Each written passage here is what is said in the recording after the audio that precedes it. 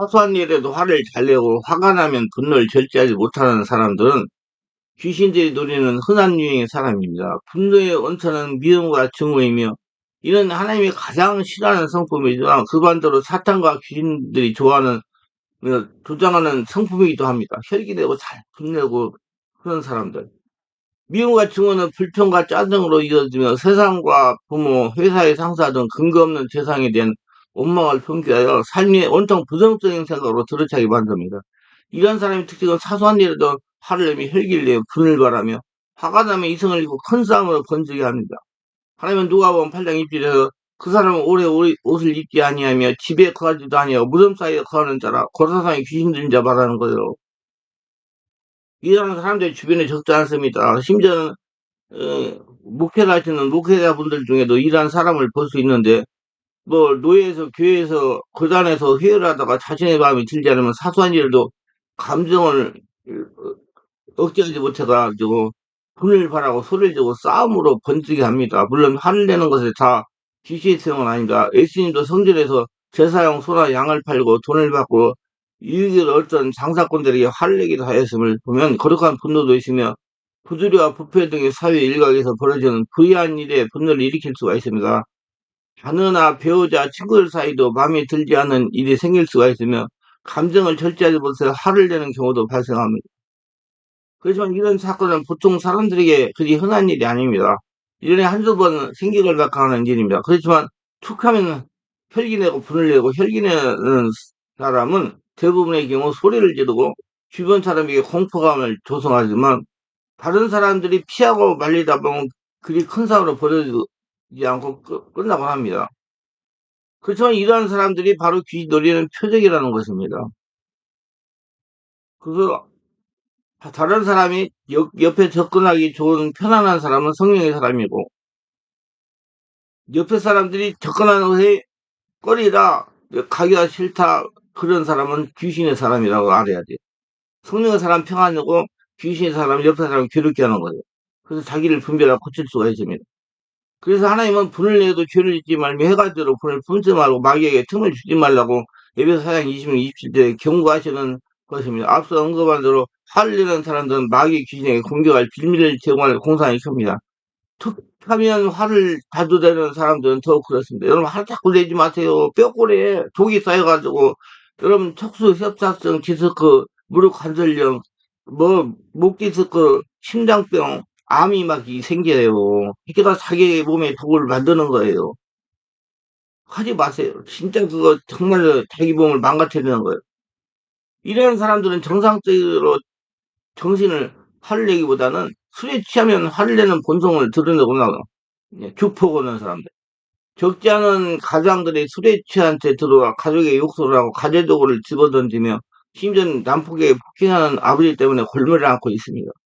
그래서 수십 년 동안 이런 고통을 견디다 도저히 참지 못해 살인을 저지르는 사건이 발생하기도 합니다. 이러한 사람은 가족만 괴롭히는 것이 아닙니다. 주변 상가를 돌아다니면서 가게에서 공짜로 술을 마시거나 상품을 내놓으라고 하고 말을 듣지 않으면 욕설을 하고 폭행을 하고 혈기를 내고 분노를 발하고 악을 바락바락 쓰기도 합니다. 경찰에 신고해도 이들은 며칠 지나면 거제에 나와 고발한 일을 찾아다니 위협과 공갈을 치며 주변 공포의 도가니로 몰아넣고 있습니다. 이를 무슨 전과 기록이 수십 번이 넘는 이들이 허다하다고 그럽니다. 처음에는 자신도 모르게 폭력을 행사했겠지만 시간이 지나면서 마음의 구조에서 만성이 된 것입니다. 귀신이 종이 된 것 틀림없습니다. 분명 이들은 주폭을 행사하여 그때 먹이를 먹는 귀신이 덫이 걸려 귀신이 종으로 살아가고 있을 공산이 큽니다. 그렇지만 이들도 처음에 자신이 화를 내는 부족한 성품을 깨닫고 고려하고 고치려고 하고 자신을 보고 절제하려고 노력하고 치유하려고 귀신을 쫓아내고 했다면 거의 폐인되어 가는 지경까지 가지 않았을 것입니다.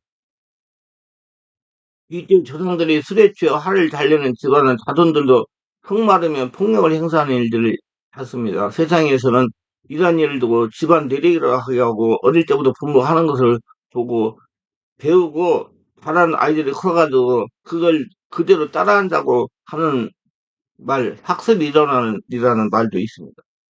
물론 그런 성향도 무시하지 못할 겁니다. 그렇지만 이때로부터 집안을 장악하고 지배하고 있던 귀신들이 술에 취하며 화를 잘 내는 집안들에게 편승하여 생각을 부추겨서 미움과 증오가 들게 하고 혈기가 불러내게 하고 스리추의 이성이 마비된 상황을 이용하여 폭력을 행사하게 하는 것입니다. 누가? 그 사람을 지배하고 있는 귀신이 그 사람을 통해서. 그런 집안의 특징은 선대부터 아주 흡사한 사건들이 반복된다는 것입니다. 그래서 부부가 이혼하여 자손들의 결손 가정이 많고 만연한 폭력에 살인을 저지르거나 불행한 가정을 비관하여 자살을 하는 일도 적지 않습니다. 이러한 현상은 귀신들이 화를 잘 내는 성품을 이용하여 더 큰 범죄를 저지르게 하여 가정을 불황에 빠뜨리게 하고 생계와 영혼을 사냥하기 때문이다. 가정왕조 이때의 조상들이 그런 성향이 많았다면 자신도 귀신으로서 그런 공격을 받을 확률이 큽니다. 특히 화를 버럭버럭 달래는 성품이 있다면 아주 위험한 상태라고 봐야 됩니다. 술취에 화가 난 상태로서 귀신의 생각을 부추기면 자신도 모르게 끔찍한 범죄를 저지를 확률이 높습니다. 평생 잊지 못할 불행의 수렁에 빠지는 끔찍한 일을 벌여지는 것은 순간입니다. 이제도 성령으로 충만받고 내일도 성령으로 충만받고 성령으로 충만해가지고 자신을 보고 해결하시기 바랍니다. 제가 기도하는데 어쨌든 성령께서 감동하시기를 귀신들의 능력을 무시하지 말고 고통받는 이들을 말씀과 성령으로 치유하라는 말씀을 주셨습니다. 그게 사람 의식하지 말고 그런 사람들 고치라고. 그게 내가 나에게 저에게 주신 일이라고. 그래서 저는 사명을 감당하기 위해서 정말 제가 걸어다니고 말을 할 수 있을 때까지 이 사역을 해서 그 고통받는 이들을 치유하고 고칠 것입니다. 고통받는 분들 오셔서 치유받으세요. 자기가 자기를 인정해야 고침받습니다. 이런 성도의 치유는 본인 인정하고 마음을 열고 고치고 치유받으려고 해야 성령의 역사로 치유될 수가 있습니다. 본인 인정해야 돼요.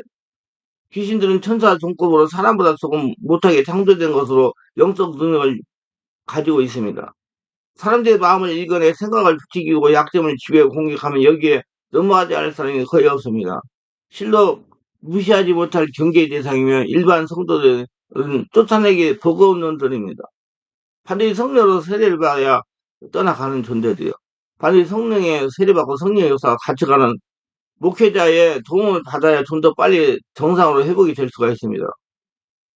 귀신의 생각 속에 넣어주는 것들은 모두 부정적인 것이나 악한 생각들이나 미움, 증오, 음란, 질투, 분노, 의심, 불평, 원망, 걱정, 염려, 불안, 공포 등 모두 다 활미지를 떨어뜨리고 희망을 잃게 만든다. 그뿐만 아니라 두려움과 불안은 소극적인 부정적인 자아를 형성하게 되고 대인기피증을 양산합니다. 여기에 불면증과 우울증을 호소하다가 알코올을 의지하다가 잠을 못 자가지고 마약에 의지하다가 프로포폴에 의지하다가 예 잘못돼가지고 감옥에 가기도 하고 또 자살 충동이 일어나는 것도 시간 문제입니다. 그냥 이 모든 사람들이 그런 것은 아닙니다. 불행한 사건에 맞닥뜨리거나 충격진을 당하지만 사건이 시간이 점차로 지나면 회복돼 정상적인 삶으로 돌아오는 것이 대부분이에요. 그러니까 본인 인정만 하면 얼마나 돌아올 수 있어요. 하지만 시간이 갈수록 더욱 악화되어 걷잡을 수 없는 상황에 이르는 일들이 있습니다. 그런 사람들의 특징은 쉽게 낙심하고 좌절하거나 자기 연민에 빠져 슬퍼하는 게 익숙한 사람들입니다. 이들은 충격적인 상황에 빠지면 이를 이겨내려고 노력하기보다 다른 사람에게 책임을 전가하거나 자기 방에 들어가 물을 걸어 잠그고 불을 끈 채 침묵하면서 시간을 보냅니다. 은드링 위틀이라고 그러죠. 그런 약점을 누구보다 잘 알고 있는 귀신들은 그들의 생각에 침투하여 생각을 중복시켜 우울증과 소울증, 공황장애, 불면증을 일으키고 악성 두통을 일으키고 자살 충동을 부추기고 실제로 자살하는 일도 적지 않습니다. 그리고 충격적인 결과에 대해 낙심하고 좌절하며 자기 연민에 빠져 슬퍼하고 있다면 귀신들의 먹잇감이 될 확률이 높다고 봐야 됩니다. 귀신이 좋아하는 행동을 찾아서 고쳐야 됩니다. 본인이 인정해야 돼요. 그건 언제 자신을 볼 수 있냐? 성령으로 세례받으면 자신이 볼 수 있어요. 지금 안 나가 교인들이 많다고 그래요. 이 서울에만 2, 3만 명 있는데. 그분들이 다 성령 세례를 못 받아가지고 자신을 보지 못하기 때문에 육적인, 인간적인 상생을 할 때 가봤자 교회 가서 또 갔으니까 안 나가요. 그리고 그냥 집에 앉아서 방송이나 보고 설교하고 또 특별히 그러면 코로나19 때 그런 일이 겹쳐가지고 그렇게 하는데 여러분 예배당에 나가서 말씀 듣고 목회자의 지도를 받고 주변 사람들과 대화하고 공동체를 형성해가지고 신앙생활을 해야 돼요. 그리고 필요하면 목회자 안수를 받아가지고 성령 세례도 받고 충만도 받아야 됩니다.